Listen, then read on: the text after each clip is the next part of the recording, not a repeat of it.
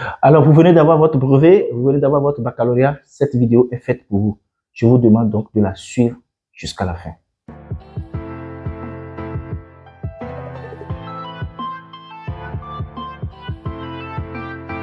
Bonjour les amis, j'espère que vous allez bien. Moi je vais très bien, Soki Atileka, professeur leader.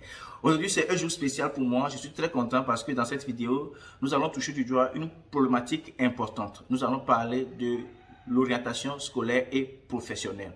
Dans un premier temps, nous allons poser la problématique de l'orientation scolaire et professionnelle. Nous allons continuer avec les différentes séries et filières qui s'offrent aux apprenants après l'obtention du brevet et du baccalauréat, et nous allons terminer avec les différentes aptitudes et attitudes à avoir pour pouvoir réussir son orientation. Alors nous commençons avec la question de l'orientation. Généralement, cette question se pose après l'obtention du brevet. On se demande quelle série faire au lycée. Est-ce qu'il faut faire la série technique et professionnelle ou il faut faire l'enseignement général? Déjà, si on a cette connaissance, la connaissance de ces deux voies qui s'offrent à nous, on est bien parti. Parce que l'enseignement général comporte en réalité la série littéraire, c'est-à-dire la série A4, et la série scientifique, c'est-à-dire la série C4 et D. Alors, si on se positionne dans cette série, on est déjà bien parti. Ou si on choisit de faire l'enseignement technique et professionnel, ce qu'il faut savoir, c'est que là, il y a un cycle court d'abord pour la maçonnerie, la chaudronnerie, une formation de 3 ans qui est sanctionné par un certificat d'aptitude professionnelle, où il y a un cycle long où on peut faire la F1, la F2, la G1, la G2, la G3. Alors la G1 c'est le secrétariat, la G2 c'est la comptabilité, la G3 c'est la gestion. Maintenant la question c'est de savoir concrètement comment est-ce qu'on se positionne, quelles sont les aptitudes à avoir pour pouvoir réussir ces différentes séries. Alors ce que moi je conseille, c'est que l'élève doit lui-même connaître qui il est. C'est l'élève qui est au centre, au cœur de son orientation. C'est vrai, il y a d'autres acteurs de l'orientation, notamment le conseiller ou les conseillers d'orientation, il y a le professeur principal ou le titulaire, il y a le chef de l'établissement qui connaît mieux ses élèves, etc. Mais c'est l'élève qui est réellement au cœur de son orientation. Alors moi, ce que je conseille, c'est de faire un test personnel. C'est de vous asseoir, de vous demander dans quoi je suis bon, dans quelle matière je suis bon, par rapport au métier que je veux exercer plus tard dans la vie, par rapport au choix professionnel que je veux opérer, dans quoi je suis bon. Et après, vous essayez de confronter le choix que vous avez fait par rapport à vos disciplines dans lesquelles vous êtes fort, vous êtes bon. Et si vous avez des difficultés à le faire, ce que je conseille aussi, c'est de faire ça, c'est d'aller sur Google. Je sais que vous utilisez beaucoup le téléphone, donc c'est d'aller sur Google et de taper test d'orientation scolaire. Vous voyez, test d'orientation scolaire. Et quand vous tapez ça, vous allez avoir test d'orientation scolaire. J'essaie de chercher ça sur internet pour vous.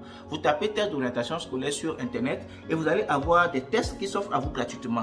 Il y a Studi Rima, il y a plein Horizon 21, il y a plein de tests qui s'offrent à vous gratuitement.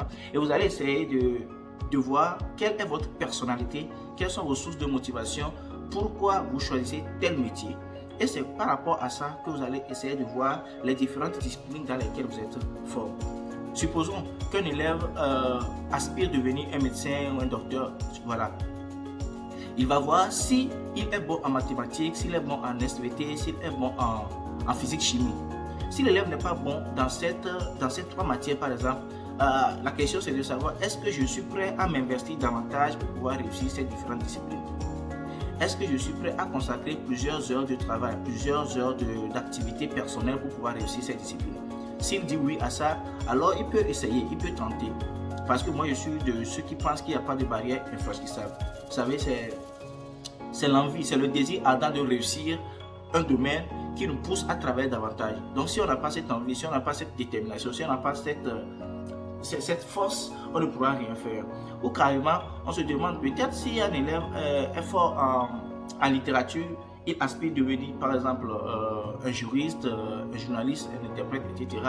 Il va juste voir, est-ce qu'en français je m'en sors bien, est-ce qu'en dictée question je m'en sors bien, et c'est par rapport à ça qu'il va choisir la série littéraire. En réalité, on n'oblige pas un élève à choisir sa série, mais on l'accompagne à choisir sa série, et l'élève doit être au cœur du choix qu'il est en train d'opérer. C'est comme ça que ça se passe. Alors, moi, ce que je vais vous dire, c'est de vous poser de bonnes questions. Qu'est-ce qui me passionne? Qu'est-ce qui me passionne? Dans quoi je me retrouve? Qu'est-ce que je peux faire facilement sans qu'on me l'impose. C'est comme ça. Aujourd'hui, on n'a pas besoin d'avoir beaucoup de personnes en sciences, beaucoup de personnes en littérature, non. Mais on a besoin des personnes qui sont vraiment efficaces dans ces différents domaines. Vous êtes dans le domaine scientifique, vous devez être le meilleur. Vous êtes dans le domaine de la littérature, vous devez être le meilleur. Si ce n'est pas le cas, ce n'est pas la peine, vous laissez le chemin à d'autres personnes. C'est comme ça que ça se passe. Donc, on ne doit pas vous obliger, par exemple, à faire la série C, la série D, la série A4, parce qu'on vous voit lire de temps en temps, et parce qu'on vous voit réussir de temps en temps les mathématiques, etc. Non, mais c'est par rapport à vos aspirations personnelles. Je veux devenir ceci, je travaille pour ceci. C'est comme ça que ça se passe. Et ça va réussir. Donc, après cette étape-là, maintenant, on a le baccalauréat. Le baccalauréat, bien évidemment, c'est la phase terminale de notre projet professionnel.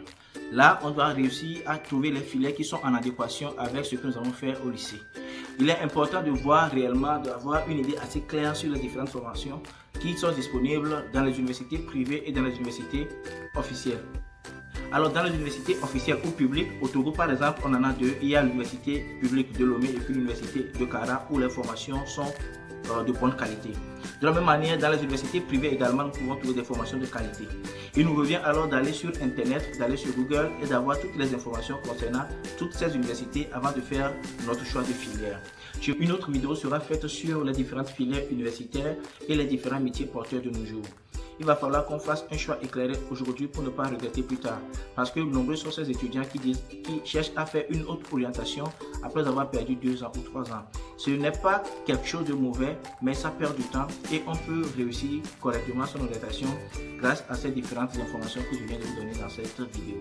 Je vous prie alors de liker la vidéo, de la partager avec tous vos amis, de vous abonner à notre chaîne et d'activer la cloche de notification afin de ne pas rater nos prochaines vidéos. Tous vos commentaires seront appréciés dans cette vidéo. Soki Atileka, professeur leader.